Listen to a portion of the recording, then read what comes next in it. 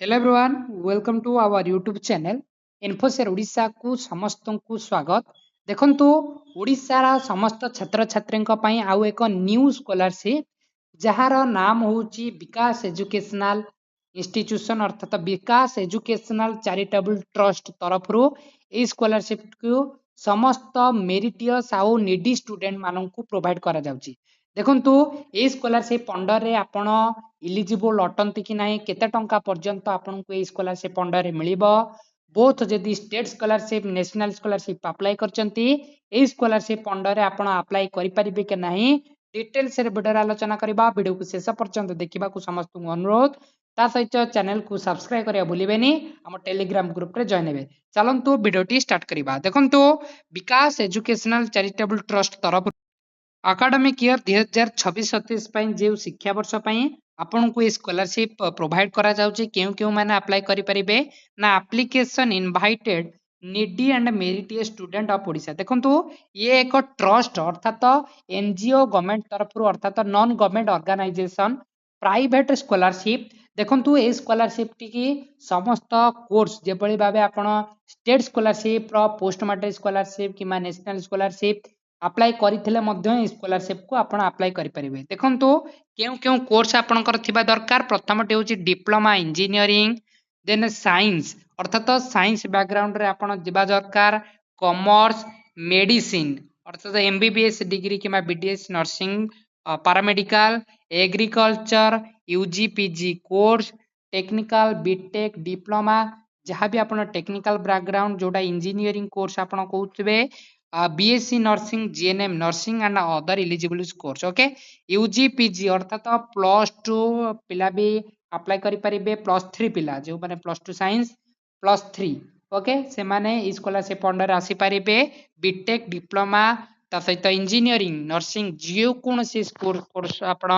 apply करिसंती then ए scholarship under आपण apply करि परिबे ओके ता पई प्रोसेस रहउची कोन ना डॉक्यूमेंटेशन कौन रहिला आपणकर एकेडमिक मार्कशीट जहाँ भी आपणकर मार्क थिबो तार marksheet income certificate and proof ID proof आपण थिबा दरकार देन सबमिशन लास्ट डेट आपणकर लास्ट डेट रहउची 30 नवेम्बर चलंतु देखिबा किभली प्रोसेस रे आपण ई स्कॉलरशिप अंडर अप्लाई कर गूगल ले जाई आपण सर्च करिवे विकास एजुकेशनल चैरिटेबल ट्रस्ट देखंतु ये ओडिशार एक बेस्ट स्कॉलरशिप कहले अत्युक्ति हबा नै कारण ओडिशार समस्त छात्र छात्री एटा सुविधा गोटे दिया जाउची ट्रस्ट पक्षर ओके देखंतु Vikas educational charitable trust Bhubaneswar is inviting application from needy meritorious student देखंतु मेरिट बेसिस रे सिलेक्शन हबो केउ course Odisha pursuing diploma engineering UG PG course in humanities science commerce engineering medicine bsc gnm nursing agriculture for academic year for scholarship for year 2026 आपण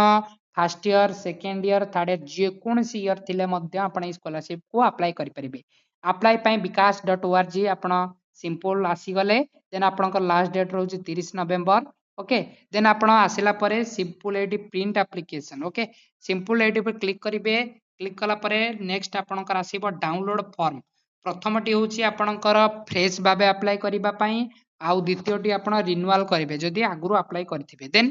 fresh बाय apply माने आपनका आवेदन पई सिंपल एडी डाउनलोड ऊपर क्लिक करिवे फॉर्म टी को डाउनलोड हला परे ओपन करिवे ओपन कला परे आपनको ए बेला फॉर्म टी पळे आसीबो देन आकर लोगो आसी जिवो ट्रस्ट तरफरो देन आपणकर रहिला गाइडलाइंस देन आपण पढिबे सिंपल भाबे देन आपणकर समस्त बॉक्स रे कैपिटल लेटर रे फिल अप करिवे जहाँ भी डिटेल्स आपणकर लास्ट एग्जामिनेशन हो फाइनेंशियल सपोर्ट केते टंका पर्यंत दरकार आपणको ता बाद आपणकर जो फाइनेंशियल सपोर्ट मिलुची कि ना आपण जदि प्रीवियस से मिलुतबो देन आपण उल्लेख करिवे एठी डिक्लेरेशन देबे देन आपणकर सर्टिफिकेट देबे ओके कॉलेज इंस्टीट्यूशन रो आपणकर वेरिफिकेशन हबो एटा प्रोसेसटा ओके देन आपण कॉलेज जाई कि एठी प्रिंसिपल साइन आउ आपणकर सिग्नेचर पेरेंट्स को सिग्नेचर मारिबे डॉक्यूमेंट कौन दरकार एगुडी को डॉक्यूमेंट थिबा दरकार आपणकर अर्थात आपण भितर जहाँ भी डॉक्यूमेंट अच्छी से गुडी को अटैच करिवे साइन मारिकी देन साइन आपण साइन